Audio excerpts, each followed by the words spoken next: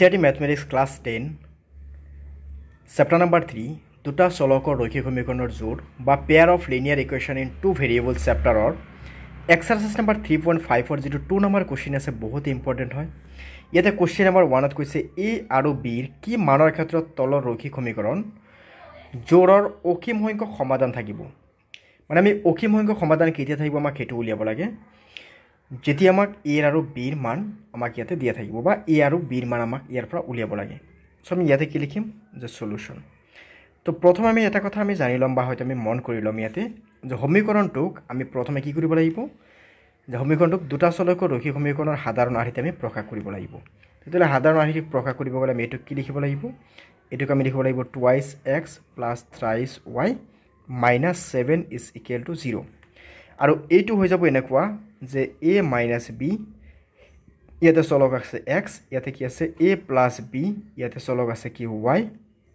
minus ইয়াতে কি আহিব thrice a plus b minus 2 is equal to কি আহিব আমাৰ 0 আহিব তো আহিল ইয়াতে এইটো হৈছে আমাৰ a1 ৰ ভ্যালু এইটো হৈছে আমাৰ a1 ৰ ভ্যালু এইটো হৈছে আমাৰ b1 ৰ ভ্যালু এইটো হৈছে আমাৰ কি c1 ৰ ভ্যালু এই গুটেইখিনি হৈছে আমাৰ কি a2 ৰ ভ্যালু এই গুটেইখিনি হৈছে কি আমাৰ b2 ৰ ভ্যালু এই গুটেইখিনি হৈছে কি আমাৰ c2 ৰ ভ্যালু তো এইখিনি কথা আমি মন কৰিম এতিয়া সোৱা আমাক কি কৈছে অসীম সংখ্যক সমাধান সো অসীম সংখ্যক সমাধান হ'বলৈ হলে ইয়াৰ নিয়মটো কি আছিল a1 by a2 is equal to b1 by b2 is equal to c1 by c2 এটা আছিল অসীম সংখ্যকৰ বাবে নিয়ম এতিয়ালে আমি লিখিম যে যেহেতু অসীম সংখ্যক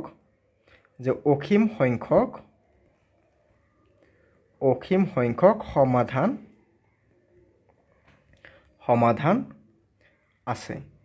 যেহেতু অসীম সংখ্যক সমাধান আছে therefore a1 by a2 is equal to b1 by b2 is equal to c1 by c2 তো গুটেই কেটা সমান হৈ গল তেতিয়ালে a1 by a2 b1 by b2 c1 by c2 সমান হোৱাৰ লগে লগে আমি ইয়াতে লিখি দিব পাৰিম যে 2 by ইয়াতে কি আছে a minus b is equal to b1 মানে কি আছে 3 so 3 by আমি কি লিখিব পাৰিম a plus b আৰু ইয়াৰ পৰা আমি কি লিখিব পাৰিম minus 7 by minus thrice a plus b minus 2 is all are equal to 0 মানে এই তিনটা কি হল আমাৰ এই ক্ষেত্ৰত আমি কন্ডিশনটো লিখিব লাগিব বা কন্ডিশনটো মানি লব এতিয়া আমাৰ কি কৰিব লাগে a আৰু b সো a আৰু b ৰ মান উলিয়াব গলে ইয়াৰ পৰা দুটা লৈ লোৱা মই যদি এই প্ৰথম দুটা যদি লৈ লওঁ আমি এইটোক যদি লৈ লওঁ এইখিনি পৰা আমি a আৰু b ৰ বাবে এটা সমীকৰণ পাই যাম এটা সলিউশন কি দেখা পাম আমি এতে এই দুটাৰ পৰা আমি কি লিখিব পাৰিম ইয়াতে আমি এই দুটা ললে যে প্ৰথমে যদি আমি এইটোক লওঁ আৰু এইটোক লওঁ তেতিয়ালে ইয়াৰ পৰা আমি কি পাম যে 2 by a minus b is equal to 3 by a plus b তেতিয়ালে এটো বজ্ৰপূৰণ কৰিলে কি আহিব 2 ৰ লগত আমি কি পাম a plus b পূৰণ পাম আৰু ইয়াতে 3 ৰ লগত আমি কি পাম a minus b এতিয়া ইয়াৰ পৰা লিখি দিয়া তেতিয়ালে কি আহিব twice a plus twice b আৰু ইফালে কি আহিব thrice a minus thrice b এই গুটেইখিনি যদি লেফটত আহিছে তেতিয়ালে প্লাস টু মাইনাস হৈ যাব মাইনাস টু প্লাস হৈ যাব তেতিয়ালে আমি ইয়াৰ পৰা কি লিখিব পাৰিম ইয়াৰ পৰা আমি কি লিখিব পাৰিম যে ইয়াৰ পৰা আমি লিখিব পাৰিম যে thrice a ইয়াৰ পৰা কি আহিব twice a যে twice a আৰু কি আছে thrice a তেতিয়ালে মাইনাস a আহিব ইয়াৰ পৰা এটা মাইনাস a আৰু ইয়াতে কি আহিব twice b 1b তাৰ মানে 5b is equal to কি আহিব 0 আহিব নাইবা এটোক আমি মাইনাস এটোক আমি প্লাস এ বনাই দিলে এটো দিলে minus 5b is equal to 0 হৈ যাব এটোক নাম্বার 1 দি ৰাখি দিয়া এতিয়া সো আমি যদি প্ৰথমটো আৰু লাষ্টটো বা থাৰ্ডটো আমি লওঁ এবাৰ যদি এটো লওঁ যে 2 by a minus b আৰু এইফালে যদি আমি লৈ লওঁ এবাৰ minus 7 by এতে minus thrice a plus b minus 2 তেতিয়ালে ইয়াৰ পৰা আমি এবাৰ মাল্টিপল কৰিলে আমি কি পাম minus 7 ৰ লগত a minus b ৰ মাল্টিপল হ'ব আৰু এইফালে 2 ৰ লগত এই গুটেইখিনি মাল্টিপল হ'ব 2 ৰ লগত মাইনাস এই গুটেইখিনি মাল্টিপল হ'ব তেতিয়ালে মাইনাসটো আমি একেবাৰে আগত বহাই দিও আৰু ইয়াতে 2 লিখি দিও আৰু ইয়াতে লিখি দিও thrice a plus b minus 2 তেতিয়ালে আমি ইয়াৰ পৰা পাম minus 7a plus 7b আৰু এইফালৰ পৰা minus 6a minus 6a minus B মাইনাছৰ লগত মাইনাছ চিনটো হ'লে কি হ'ব প্লাছ 4 চ' ইয়াৰ পৰা আমি চাবলৈ গ'লে ইয়াতে কি আছে মাইনাছ 7a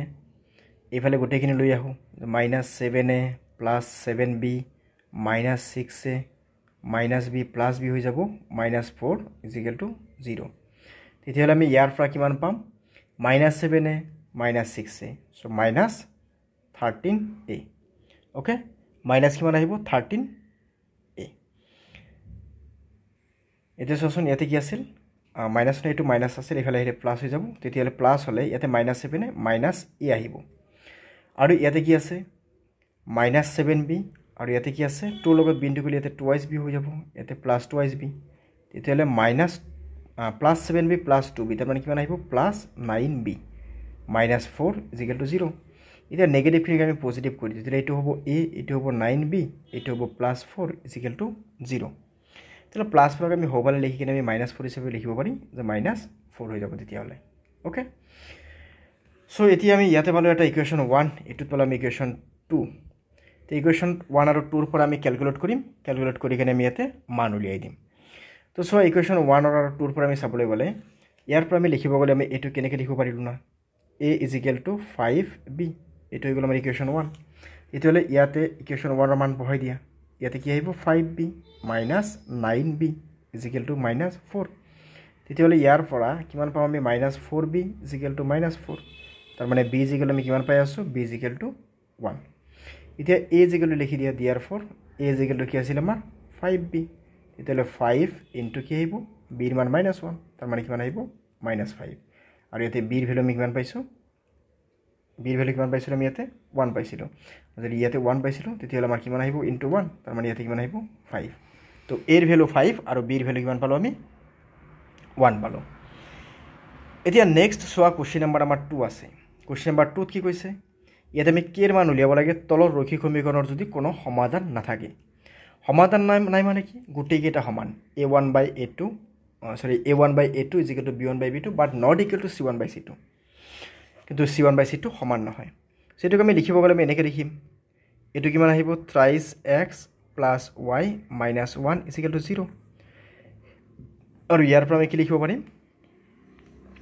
এইটোক আমি লিখিব পাৰিম যে 2y k মাইনাছ 1 ইনটু কিমান আছে x প্লাছ ইয়াতে কি আছে k মাইনাছ 1 ইনটু কি আছে y ইয়াতে কি আছে minus 2y k plus 1 is equal two কি আহিব 0 তেতিয়াহ'লে এইটোক নাম্বাৰ দিছোঁ 1 এইটোক নাম্বাৰ দিছোঁ কি আমি 2 তেতিয়াহ'লে এই 1 আৰু 2ৰ পৰা আমি কি পাম চোৱা ইয়াতে আমি a1 by a2 is equal to b1 by b2 but not equal to আমি c1 বাই c2 হে পাম কিয়নো ইয়াতে কি কৈছে কোনো সমাধান নাই তেতিয়াহ'লে ইয়াৰ পৰা a1 বাই a2 চোৱাচোন a1ত কিমান আছে 3 a1ত কিমান আছে 3 a2ত কিমান আছে a2ত কিমান আছে 2y k মাইনাছ 1 b1ত কিমান আছে b1ত ইয়াতে কিমান আছে 1 b2ত কিমান আছে k মাইনাছ 1 আৰু নট ইকুৱেল টু কি আছে c1 তাৰমানে ইয়াতে মাইনাছ 1 ইয়াতে মাইনাছ কি আছে 2y k প্লাছ 1 তেতিয়াহ'লে আমি এইবাৰ ইয়াৰ পৰা আমি এটা কাম কৰিব লাগিব প্ৰথম যি দুটা আছে সেই দুটাক আমি কি কৰিম সমাধান কৰিম ওকে তুমি প্ৰথম দুটাক সমাধান কৰিম সো প্ৰথম দুটাত ইয়াতে কি আছে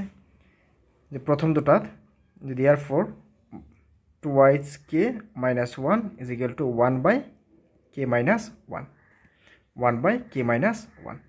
so আমি এইখিনিক আমি কি কৰিলো সমাধান কৰিম এইবাৰ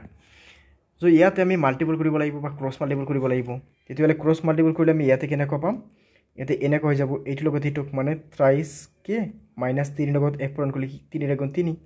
আৰু এইফালে আমি চাবলৈ গ'লে 1 ৰ লগত যদি আমি এইটো পূৰণ কৰোঁ তেতিয়ালে কি পাম আমি 2y k minus 1